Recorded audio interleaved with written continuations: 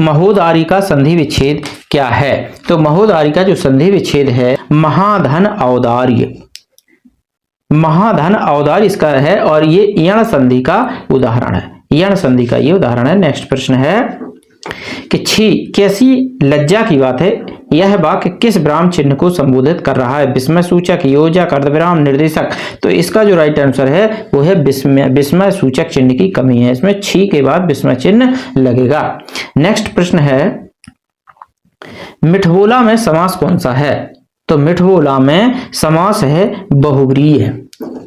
अब बहुव्रीहि समास मिठवोला में कैसे होगा कि मीठी है बोली जिसकी, वह पुरुष, मीठी है बोली जिसकी अर्थात वह कोई पुरुष है, दूसरा किसी तीसरे के लिए यहां संकेत किया जा रहा है, इसलिए यहां पर बहुव्रीहि समास होगा। नेक्स्ट है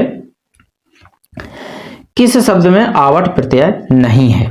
सजावट, बनावट, रुकावट, घबराहट। देखिए आवट, तो यहां पर आवट का उच्चारण हो रहा, आवट का उच्चारण हो रहा, आवट का उच्चारण हो रहा, घबराहट, इसमें हट का उच्चारण हो रहा है आहट, तो यहां पर राइट आंसर डी हो जाएगा, घबराहट में आवट प्रत्यय नहीं है। नेक्स्ट है पंचामृत शब्द में कौन सा समास है? तो पंचामृत शब्द में जो समास है वो द्विगु समास है, द्विगु समास होता है प्रथम शब्द संख्यावाची होता है। नेक्स्ट है निम्न में से शुद्ध वाक्य कौन सा है? कौन सा वाक्य शुद्ध है? इसमें मैं आपके दर्शन करने आया हूं, यही शुद्ध वाक्य, बाकी तीनों गलत हैं। नेक्स्ट है मुरेला में प्रत्यय कौन सा है? तो मुरेला में ईला प्रत्यय लगा हुआ है। नेक्स्ट है प्रतिध्वनि शब्द में प्रयुक्त उपसर्ग कौन सा है? तो प्रतिध्वनि जो शब्द है उसमें प्रति उपसर्ग लगा हुआ है। नेक्स्ट है इस वर्ष फसल अच्छी नहीं हुई है, अनाज महंगा है, रिक्त स्थान के लिए उचित अव्यय क्या है? लेकिन, परंतु, क्योंकि, इसलिए। तो इसमें देखें इस वर्ष फसल अच्छी नहीं हुई है इसलिए अनाज महंगा है, इसलिए यानी कि डी इसका राइट आंसर है। नेक्स्ट है कि आसमान से बातें करना मुहावरे का क्या अर्थ है? मूर्खता भरी बातें करना, परिश्रम, बहुत परिश्रम करना, बहुत तेज दौड़ना, बहुत ऊंचा। तो आसमान से बातें करने का मतलब है बहुत ऊंचा और बहुत तेज दौड़ने का मतलब है हवा से बातें करना, यहां पर है आसमान से बातें करना, तो यह है बहुत ऊंचा, डी इसका राइट आंसर है। नेक्स्ट है कि निम्न में से शुद्ध वाक्य कौन सा है? आज का समाचार अच्छा है, आज के समाचार अच्छे हैं, समाचार अच्छे हैं आज के, अच्छे हैं आज के समाचार।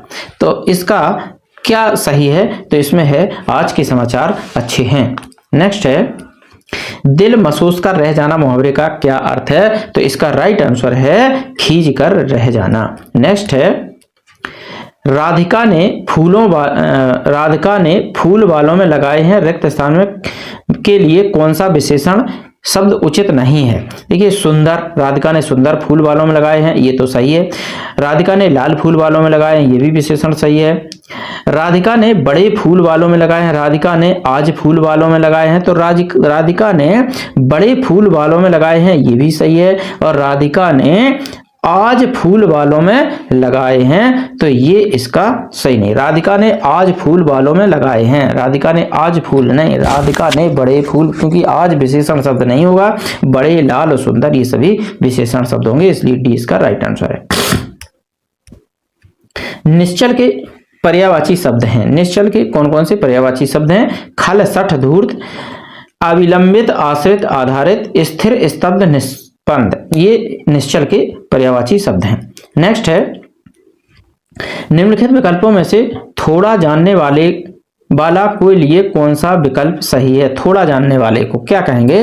तो थोड़ा जानने वाले को हम कहते हैं अल्पज्ञ, सर्वज्ञ को कहते हैं सब कुछ जानने वाले को, आज्ञ कहते हैं जानना वाला, और बहुज्ञ माना होता है बहुत कुछ जानने वाला।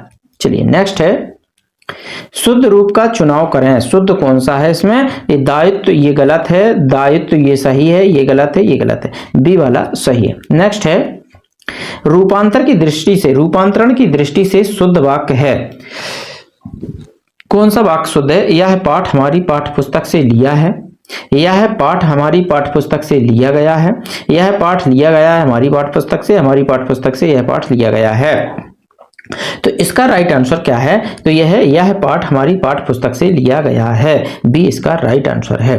नेक्स्ट है जंगल का पर्यायवाची है, जंगल का पर्यायवाची कौन सा है? तो अटवी जंगल का पर्यायवाची होता है। नेक्स्ट है किसी पहले से भेजे गए पत्र का उत्तर नहीं आने पर उस विषय में याद दिलाने के लिए लिखा जाने वाला पत्र कहलाता है अधिसूचना, पृष्ठांकन, अनुस्मारक, ज्ञापन। सी इसका राइट आंसर है, अनुस्मारक कहलाता है। नेक्स्ट है मेघ का पर्यायवाची नहीं है। मेघ का कौन सा पर्यायवाची नहीं है? तो मदन मेघ का पर्यायवाची नहीं है, जबकि बारिश, धारादार और जलचर ये सभी मेघ के यानी कि बादल के पर्यायवाची हैं। नेक्स्ट है परिच्छद। परिच्छद में उपसर्ग कौन सा लगा हुआ है? तो परिच्छद में परि उपसर्ग लगा हुआ है। नेक्स्ट है दांतों तले उंगली दबाना मुहावरे का क्या अर्थ है? दांतों के नीचे उंगली दबाकर रखना, बुरी तरह हराना, आश्चर्य प्रकट करना। सी इसका राइट आंसर है। दांतों तले उंगली दबाने का मतलब है आश्चर्यचकित होना या आश्चर्य प्रकट करना। चलिए नेक्स्ट प्रश्न है प्रतिकूल शब्द में कौन सा उपसर्ग लगा हुआ है? तो प्रतिकूल शब्द में प्रति उपसर्ग लगा हुआ है। सौभाग्य शब्द का विलोम चुने। सौभाग्य शब्द का विलोम क्या है? तो सौभाग्य शब्द का है दुर्भाग्य। निम्न में से संकर शब्द कौन सा है? तो संकर शब्द बहादुर, स्टेशन, सुबह, रेलगाड़ी। ये रेलगाड़ी संकर शब्द है, क्योंकि संकर शब्द वे शब्द होते हैं जो दो विदेशी यानी कि दो भाषाओं के मिलने से होते हैं। जैसे कि रेल, रेल इसमें अंग्रेजी शब्द है यानी कि विदेशी भाषा का प्रयोग किया गया है, और गाड़ी हिंदी शब्द है। दो भाषाओं के मेल से बनने वाले शब्द को हम संकर शब्द कहते हैं। नेक्स्ट है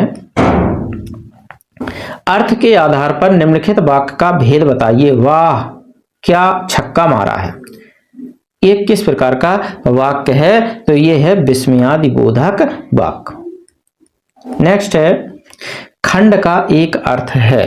कौन सा अर्थ है? कलह, कांख, दिशा, कांसा। तो खंड का एक अर्थ होती है दिशा। नेक्स्ट है कौन सा शब्द ऐच्छिक का विलोम है? विलोम शब्द बताना है। ऐच्छिक का तो इसका है अनिवार्य। ऐच्छिक का अनिवार्य विलोम शब्द होता है। नेक्स्ट है माल गोदाम में समास है। माल गोदाम में कौन सा समास है? तो माल गोदाम में यानी कि माल के लिए गोदाम अर्थात तत्पुरुष समास, और तत्पुरुष समास में भी संप्रदान तत्पुरुष समास का उदाहरण है। नेक्स्ट और अंतिम प्रश्न है कि निम्न में से किस शब्द में अनुस्वार का प्रयोग किया गया है? ग्रह, ग्रह, गंदा, पांव। अनुस्वार का प्रयोग किया गया है। इसमें किस में अनुस्वार का प्रयोग किया गया है? क्या ग्रह में, गृह में, गंदा में, गांव में? तो अनुस्वार का प्रयोग किया गया है गंदा में। इसमें किया गया है अनुनासिक का प्रयोग, अनुनासिक।